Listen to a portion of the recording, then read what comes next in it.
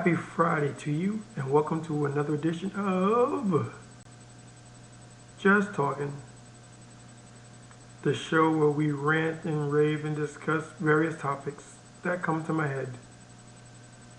And I give you my unique opinion and viewpoints on them. And then you can take them as you see fit. And you can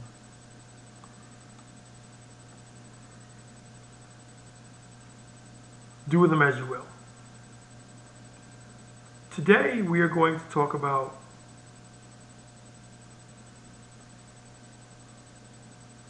relationships.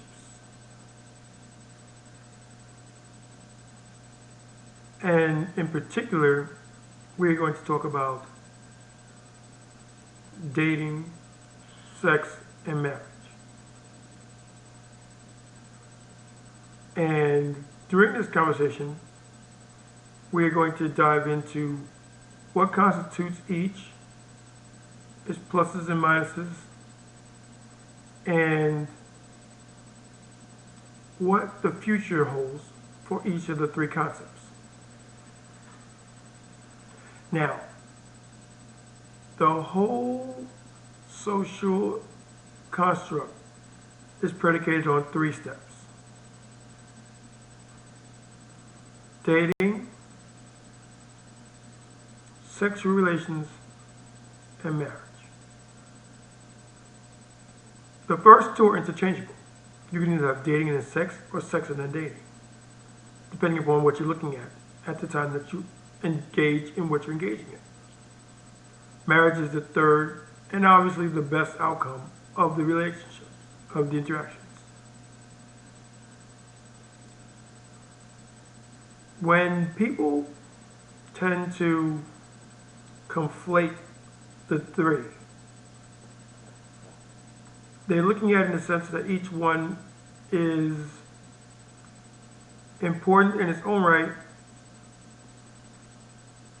and when combined, create the construct that we know of as social interactions and all that good stuff.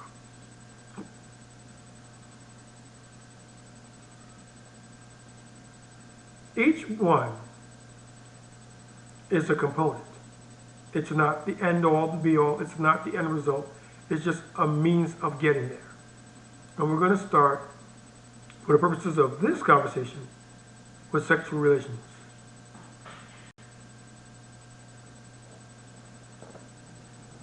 In layman's terms,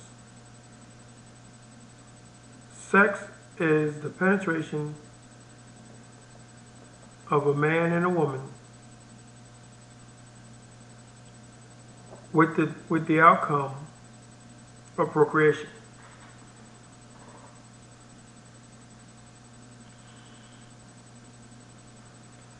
That's pretty much it in a nutshell, because biologically, and every animal on the planet does it, the object of sex is to further the bloodline, is to further the species. It's just that dolphins and humans are the only two that derive pleasure from it.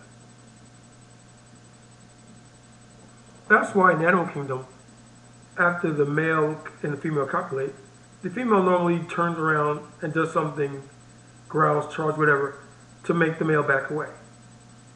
Because there's no joy in it. Aren't you done? Get off me!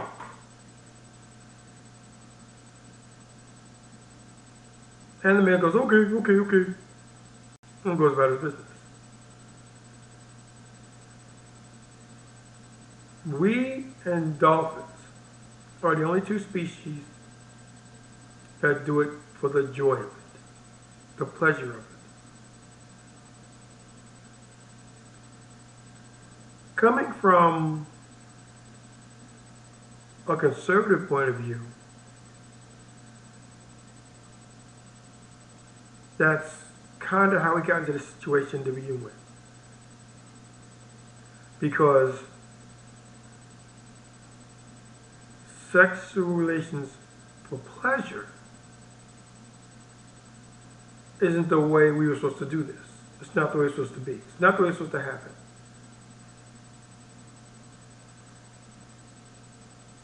So, where did it go wrong?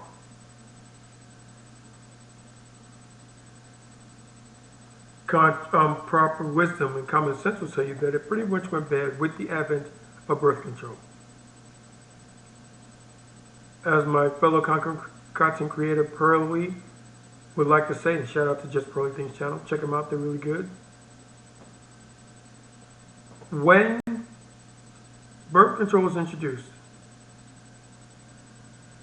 and promiscuity went up, divorce rates also went up and marriages went down. It's not right. It's not fair. And it sure isn't kind, but it is what it is. It's the hand we've been dealt and we need to deal with it. Next up is the relationship. Now, in an ideal world, you would have relations, then marriage, and then sex. Thus fulfilling the traditional roles of men providing and protecting, and women with their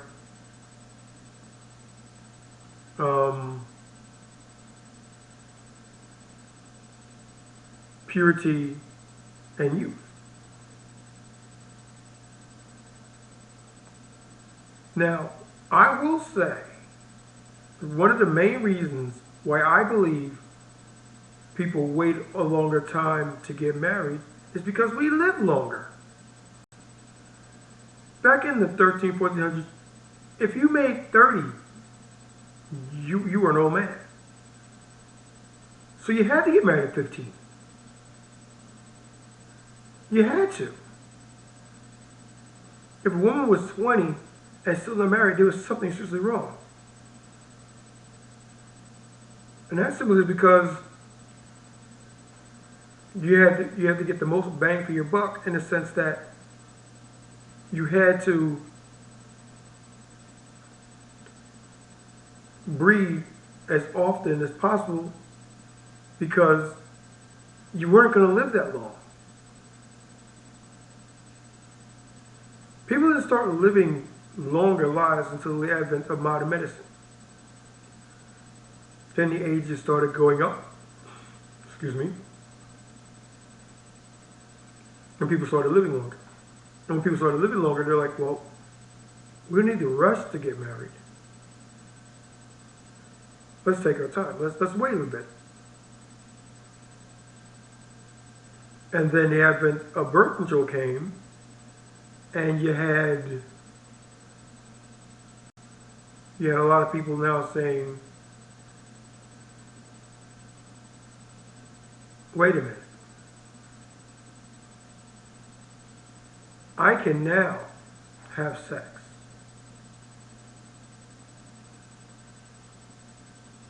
And unless somebody tells, no one's really going to know. I want to try it. And thus came the hot girl summers, the thought girl summers, and all that good stuff. These actions do two things. The first thing they do is they elevate the male. The more partners he has, the more is regarded, because more women chose him. Conversely, the more men women have, the lowers them in our eyes, because we're looking for purity, meaning virginity, and youth. And let's face it, if you got a choice between a 20-year-old virgin and a 30-year-old woman who's had a few partners, if you told me you're going to pick the 30-year-old, I'd call you a liar. No, you wouldn't. You wouldn't choose them because it would go against your basic programming. It would go against your hardwiring. And hardwiring says that for your best promises of recreation or procreation, you want to have someone who's never had sex before. And of course, there's always the added bonus that the male gets to teach the female what they like and all this other good stuff.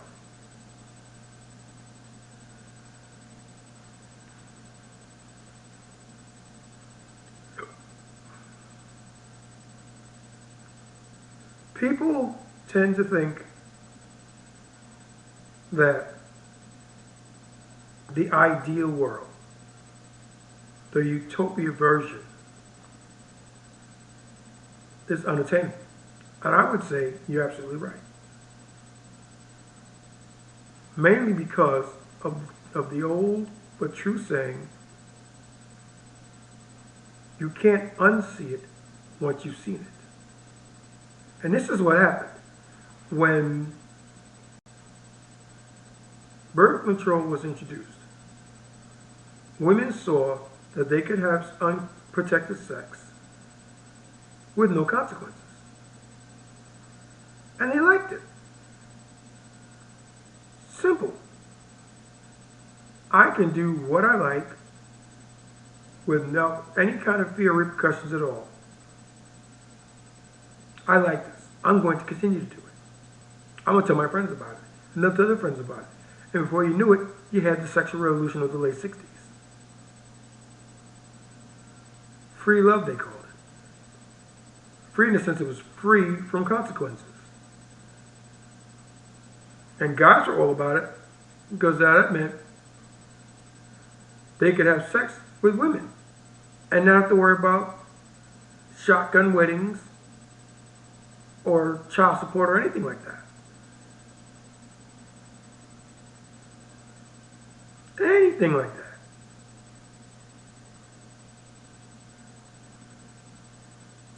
So they liked it. They all liked it. It rose in popularity. And then feminism kicked in. Women were unfairly treated. They didn't like how the male-dominated society were treating them. They wanted equal footing.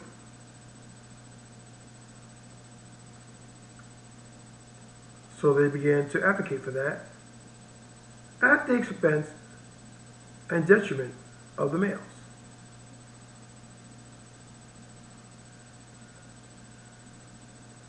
And they tended to tar every male with the exact same brush. You're all bad. You're all trash. None of you are any good. Have you been with everybody? No. Then how do you know? How do you know? You're saying that all the men are bad, but you haven't even been with me. And I know I'm all right. I'm not bad. So if I'm not bad, that right there puts a lie to your statement. If I'm not bad, how can all men be bad? How can all men be trash? I do all right for myself.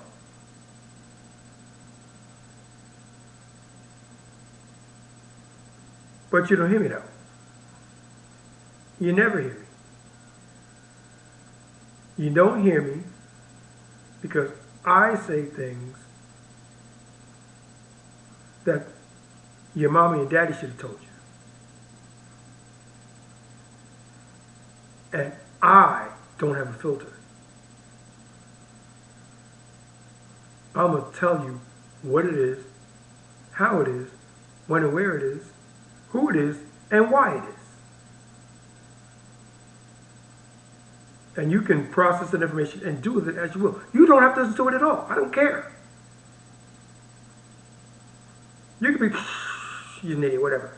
I'm not worried about it. Because in that sense, I'm all right. I got mine.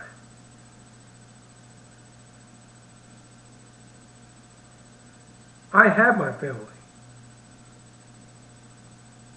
We're all doing okay, thank you very much. So in the grand scheme of things, your feelings are less than zero to me.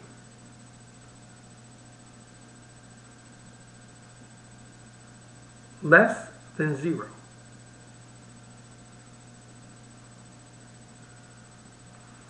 But I digress, because I'm starting to get angry and I'm getting on the bent and the tangent. And now I'm going to bring it back. Bring it back to where we were. And we were in the ideal society. You had relationship, marriage, and sex.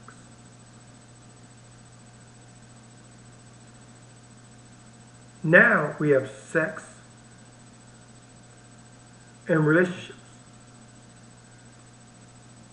Marriage as an institution as we know it is on a decline. It's been hit pretty badly. It's suffering.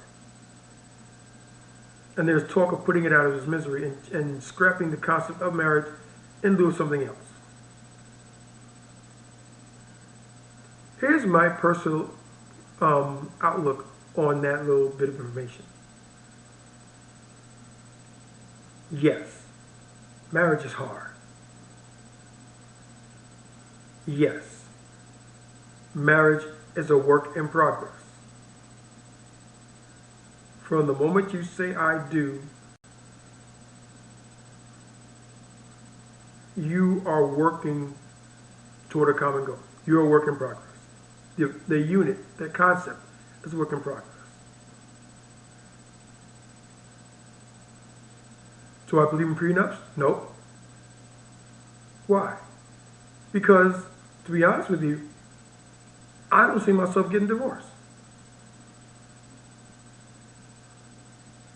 And in my mind, to my mind, the prenup is the just in case. I want you to sign a prenup just in case this relationship goes south. But if I don't think it's going south, why do I want a prenup?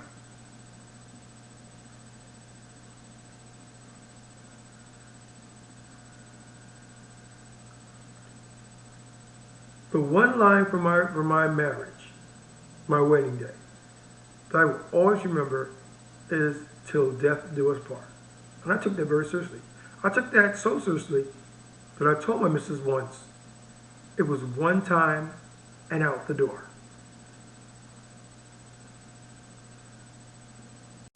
If I somehow manage to outlive my wife, there's no marriage.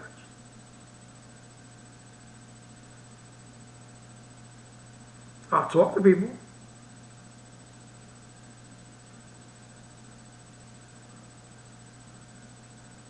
I might smash a couple people, maybe, depending on how I felt about my ex-wife or my widow. But that'd be it.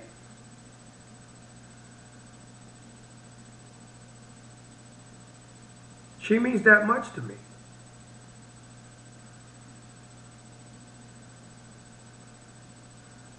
She means enough to me that I would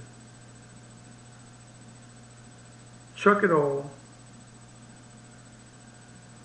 be by myself for the rest of my days.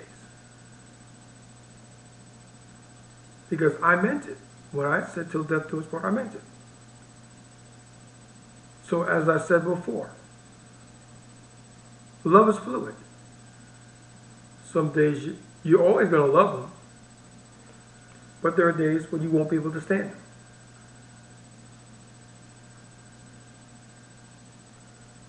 And those are the days that you remember what you had and the feelings that the union you've made bring to the table. Believe in the concept of marriage and all it entails, and hopefully it'll get you through the day.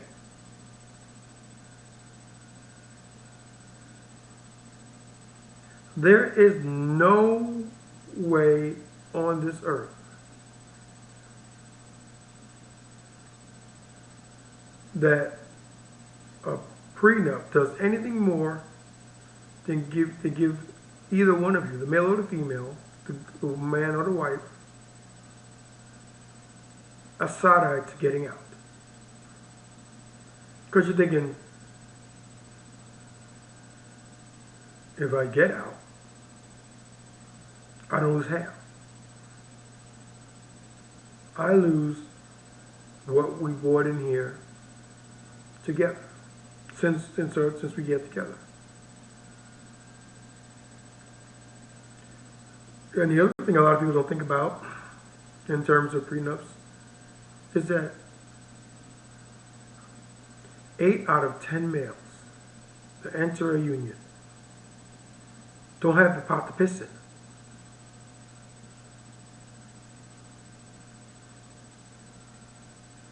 The woman, either directly or indirectly,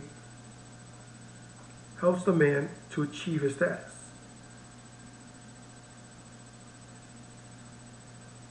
And as a result, she'll be compensated if you get divorced.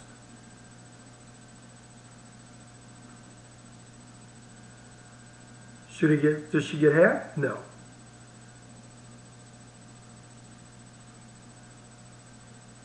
No, she shouldn't get half. She will, because that's what society dictates, but she shouldn't.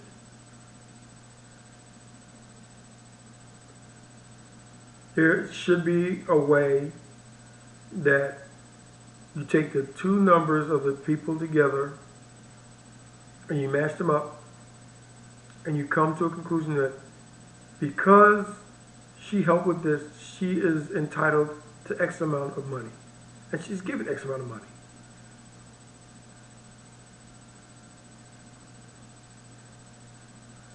I don't think a man should have to sell his house. He will, but he shouldn't. And he'll sell it because it's a marital asset that needs to be split.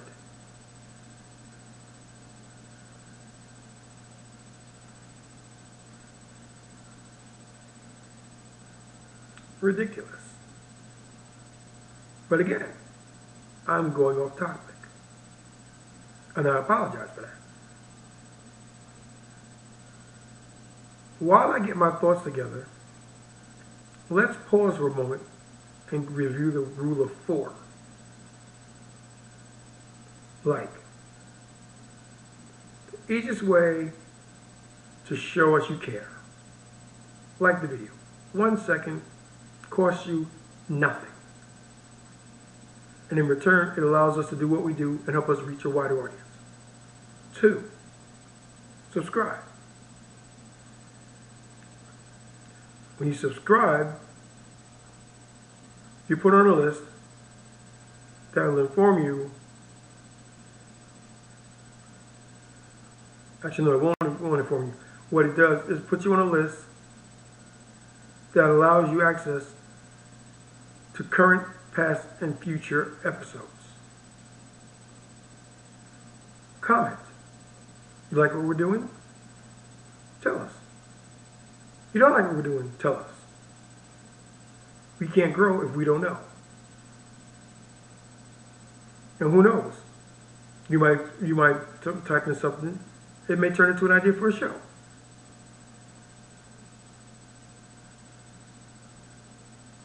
And that's awesome. This is 2-3 minutes if you're slow. Notifications. The bell is there for when you want to be known when a new show or a new short, any new video content is uploaded and ready for viewing. You'll be one of the first to know.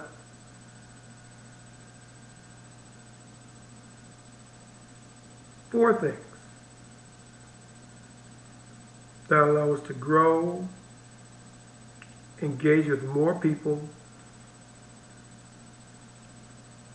get better content, and help us to be the very best that we can be, to help you become the very best that you can be.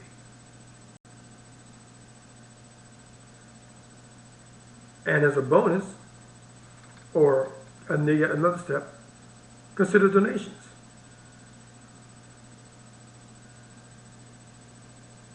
They will be in the comment section.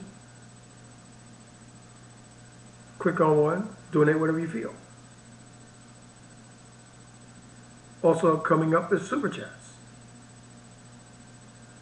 where you donate money, you type your thing in, your comment in, or whatever it is, and it's read out loud in real time. It's a great way to get your name out there, show your passion for what we do. Worth considering.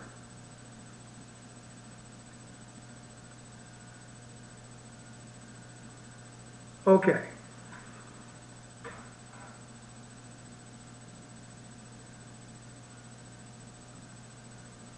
The concept of a relationship goes way beyond the three things we've been discussing. The entire process, from the initial meeting, through courtship, through marriage, through sex, to the end, whether it's a divorce or death, is all part of a relationship. There's just different aspects of it, different facets of it. And to my mind, each is a piece that can, if necessary, stand on itself. Shouldn't have to, but it could. And it's all part of the greater whole.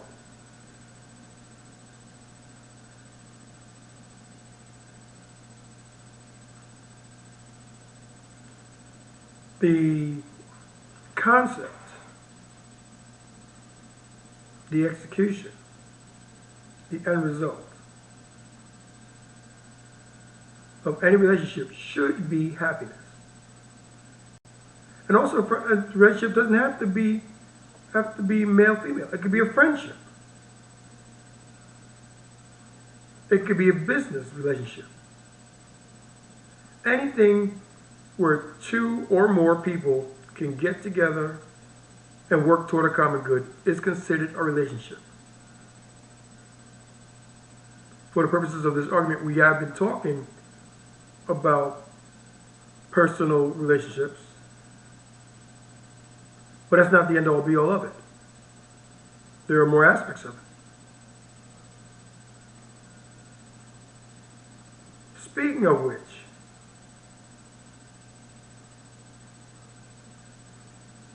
I think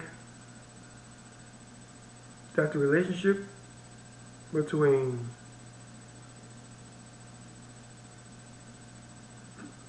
the media and the viewer is suspect, especially when it comes to politics.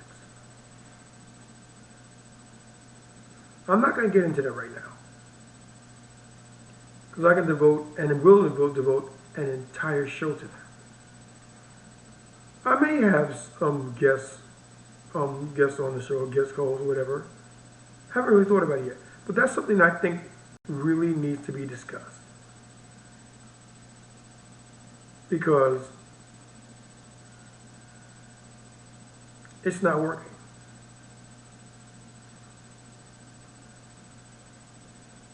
Life isn't working. It's preferable to the alternative, yes, but it's not working. And I have some ideas on how to tackle it, and I can guarantee you, some of them you probably won't like.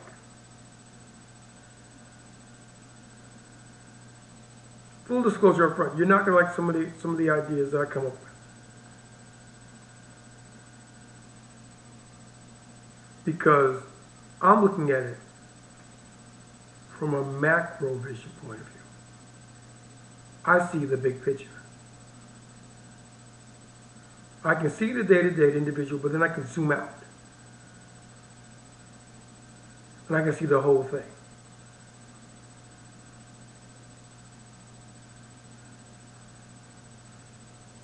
And there are a lot of people that won't like that. For whatever reason. But that's the story for another day.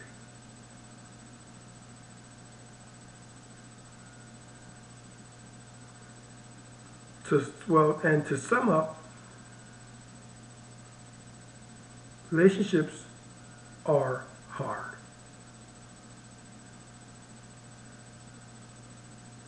They're hard to get and harder to keep. You have to put in work.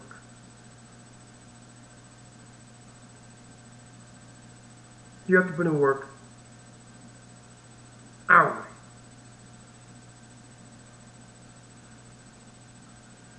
You have to put in work minutely, secondly.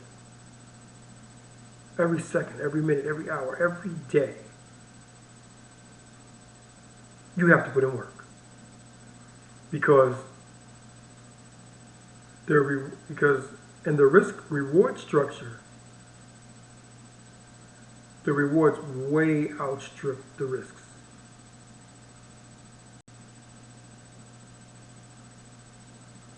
And you will have more, you will have more good days than bad days.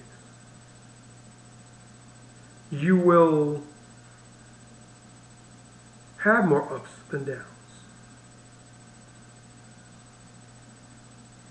And at the end of it all, you can sigh and say to yourself, I had a good run. I had people that cared about me, and I cared about them. And I made their lives a little bit better for it.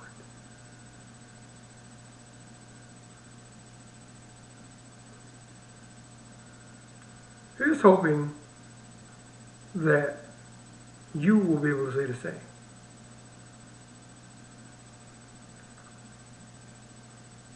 And once again, rule of 4 applies. Like, comment, subscribe, notifications. Those 4 actions will make us grow in ways that will only make you proud. Because what better feeling is there than saying, I helped do that. I liked them. I told them I liked them. I commented. I subscribed. I hit the notification bell. I donated. I supported them. And as far as support's concerned and donation's concerned, $1 helps.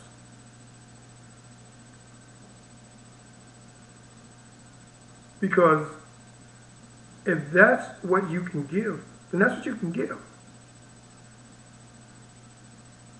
You don't have to do these things. It would be great if you did, but it won't kill us if you don't.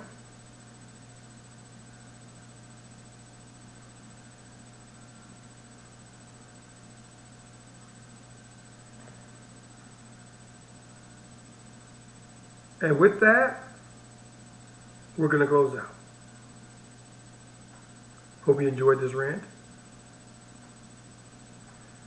If you want to hear more, let me know in the comments. I might do another one. And once again, for the Jazzy Groove podcast, for Rainy Day podcast, for Groove Nation, for all of us, we want to thank you for letting us entertain you. We love what we do, and we do it because we love you. So until the next, this is OBJ, your highly favored humble host,